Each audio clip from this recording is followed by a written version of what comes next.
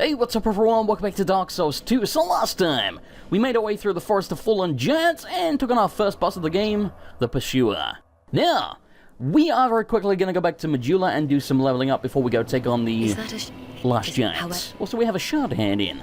There you go. Okay, so we should have, what, 4 Estus now, I want to say? Maybe 3?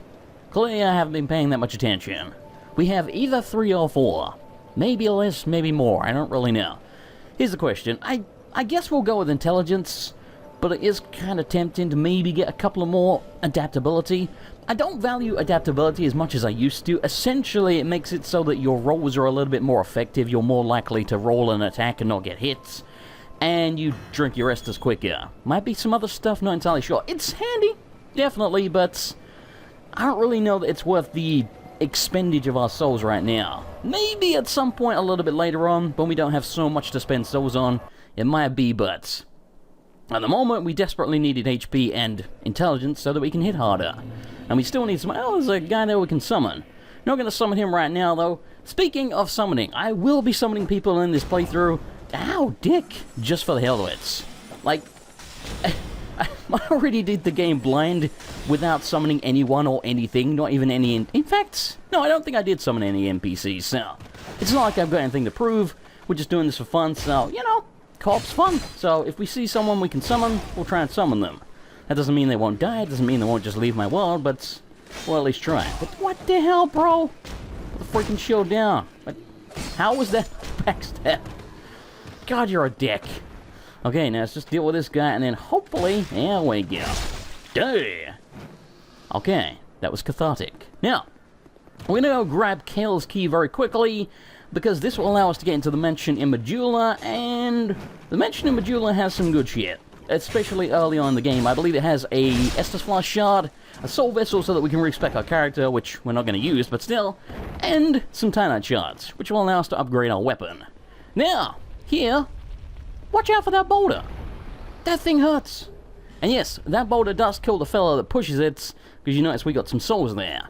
However, on like higher new games, that guy won't die instantly, so just be prepared for that. He will come running down after the boulder and try and murder you horribly. I've got some amber herbs. Now, I'm gonna skip this guy's text, because... I'm sorry. or dialogue, I guess, because he talks so damn much. Essentially, all he's gonna say really is... that he traveled to this land, he doesn't remember why, but he found a map in the basement of Majula that resembles Drake Lake. So he's trying to figure out what the hell that is, and he thinks we're also interested in cartography, aka mapping, so he gives us the mansion key. Don't make much sense to me, but there you go. So I don't think it's actually his mansion, he's just kind of moved in there, which is interesting. Okay, now where are my home of bones at? There we go. Okay, so yeah. Let's go back to the mansion, loot it very quickly, and then we should be ready to carry on and go take on the last giants. Now, something I meant to cover last episode, but frankly I just completely forgot because, oh, there's a guy we can summon there. Well, you know what, since there's a dude to summon there, let's go do the White Sand Soapstone thing for now if we can get him. And apparently we can. Well, alright then. Okay, so anyway, yeah. Some of you may be wondering, where...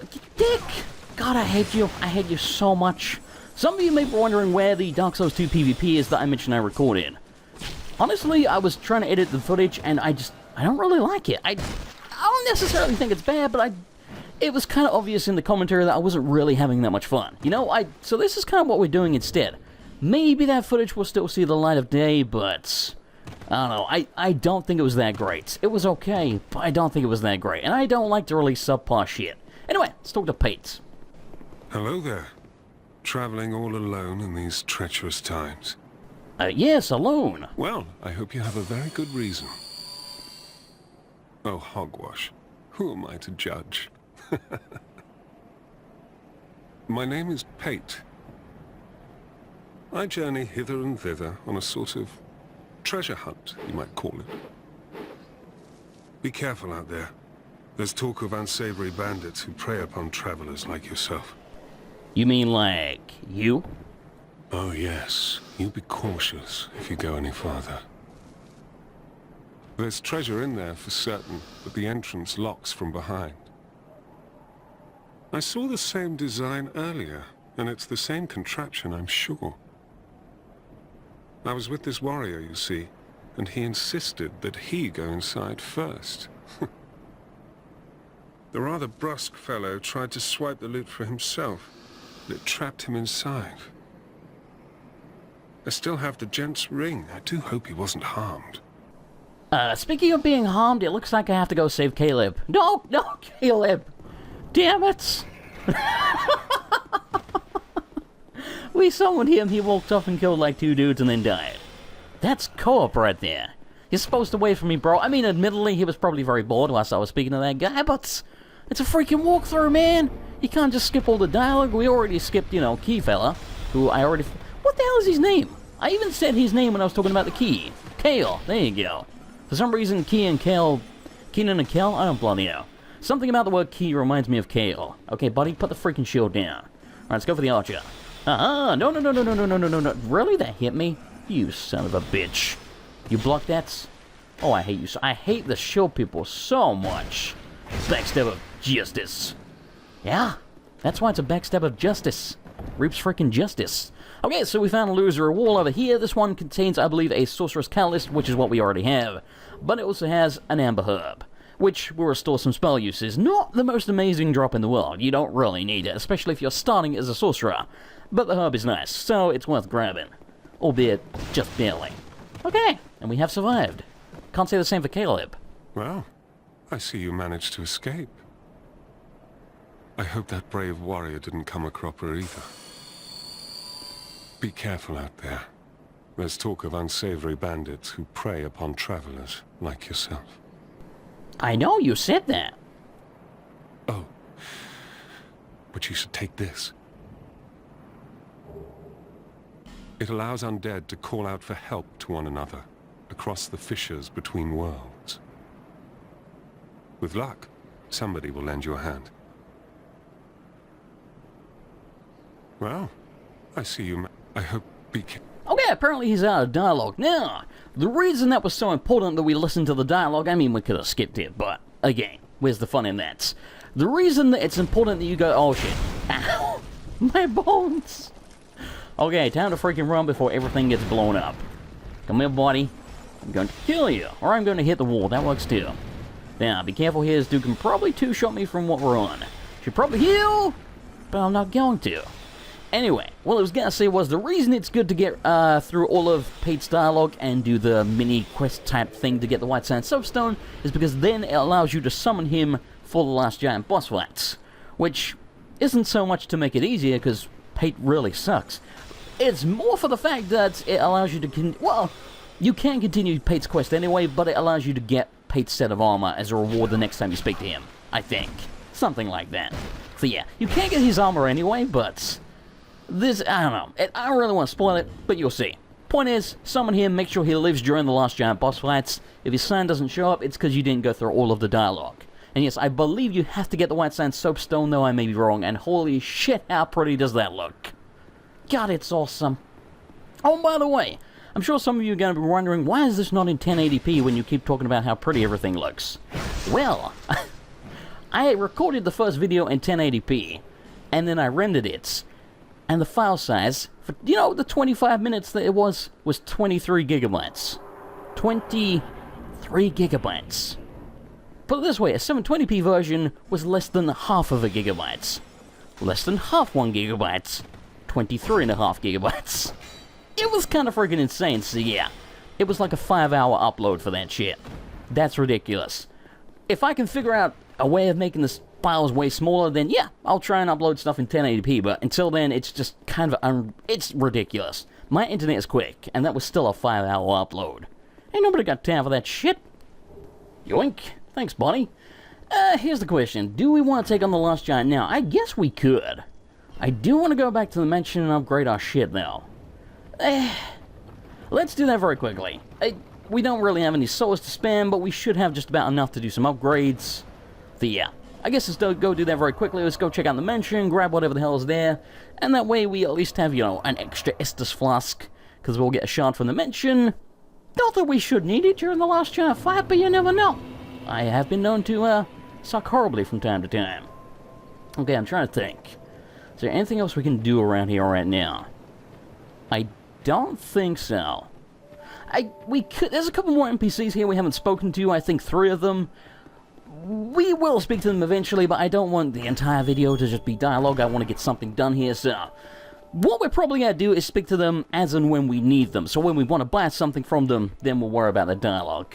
And yeah, this room's very interesting because there's like a giant book here. And some people kind of speculate that maybe Seath lived here. I feel that's a little bit far-fetched.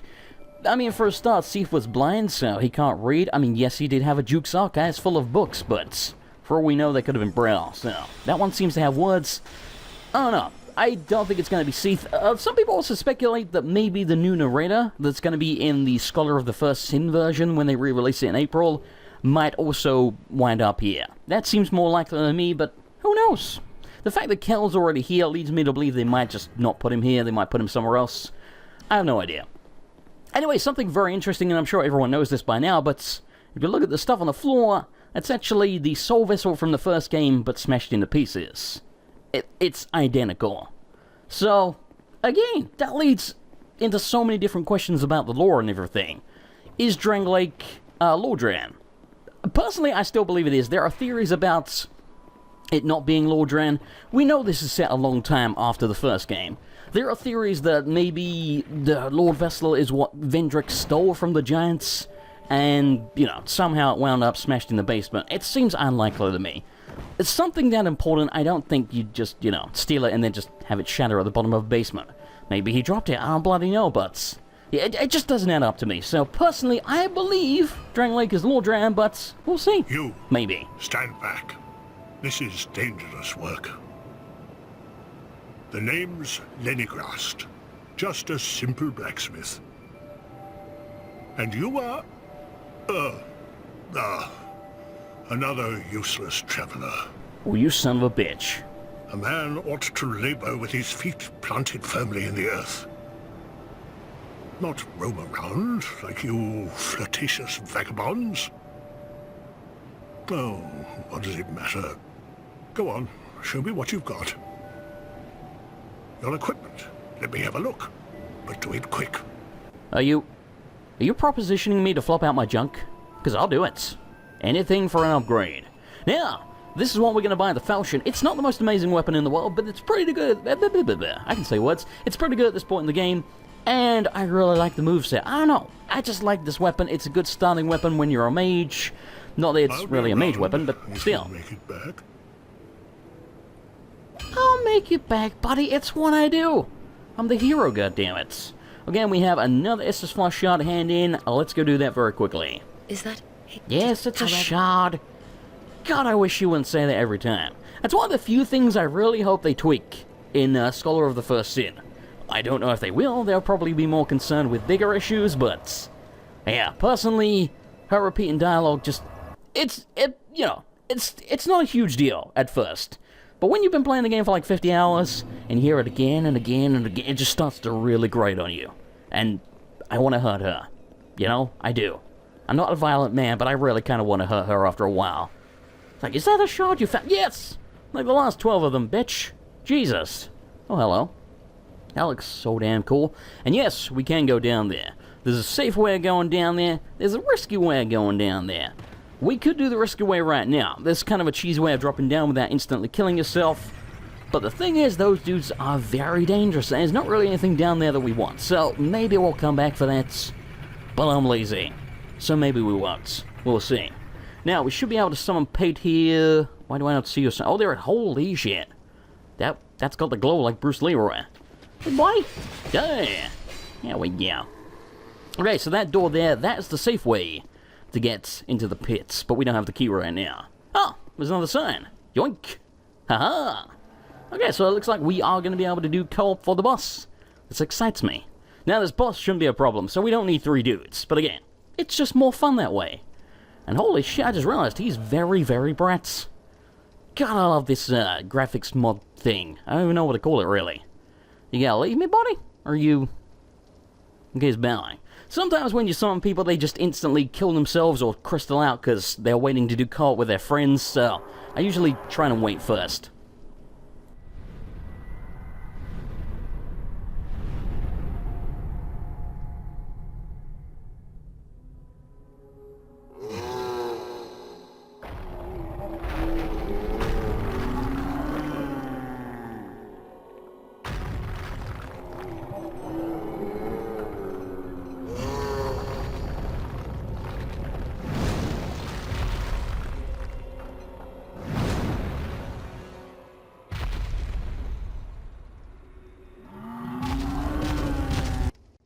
Okay, let's dance. Now, you noticed how he seemed very pissed off when he saw us. There was a good shit. There is a good reason for that. It's not, as with many things in the lore of this game, there's no guarantee that that's the reason, but you'll see much later in the game, towards the very end, the game pretty much tells you why he's pissed off with you. Maybe not us specifically, though it's kind of likely. He's at least pissed off at humans, and you'll find out why. There's a reason he's called the Last Giant, even though it's just a flagrant lie. And yeah, now that he's half HP, he tears off his freaking arm. How damn cool is that? By the way, if you hit him in the head, oh god, he takes way more damage, though it's kind of hard to land. And that guy's very, very nearly dead. Oh, ow! Damn it! I was watching my buddy. He's never really my buddy. I don't even know the guy. There we go. Victory get all. So yes, don't expect the game to be too challenging at the moment, but trust me, when we get later in the game, I'm probably gonna start dying like a bitch. I'm trying to figure out what his name's supposed to be. I guess like Bartholomew, kind of, but slightly different. I don't bloody know. I really wish they wouldn't censor names. Like, for example, if you even have S in your name, it will get censored. So you can't call yourself like Assassin Numbers or whatever the hell you want to call yourself. I think even Knight is censored partly because like NIG, they're like, well, that's clearly short for an offensive word. Like, what the hell, man? Why do that? I don't understand. If you're gonna censor stuff, at least censor the full word, not tiny bits. You again? Yes, 'tis me. What up? My name is Malentia. You're a stranger to this land. Oh, we get as strangers these days. Everybody's gone and run off. Drang Lake's been a pile of rubble since the war fought long, long ago. And the giants crossed the sea. Seemed like the battles would never end. Poor folk like myself have nary a place to sleep. That's why I keep all me things right with me. You may travel light, but methinks you bear a burden of your own. You may be right, creepy old lady. You may be right. They say these trees grew from the remains of the giants. From each carcass sprouted new life growing into what you see now. But you know what they also say? Don't believe what an old hag says. It's high time that I pick up a move. I've a bargain for you next time we meet my lover. Thanks, baby. I like you too. Lonely times these are. Okay, so we've exhausted all her dialogue. Now, this is one thing I did not do the first time around. Well, I didn't do it for a while when I did my blind playthrough, which means she doesn't move to Majula. The reason you want her to move to Majula is because A, it's convenient, but B, she also changes her inventory and she sells infinite life gems.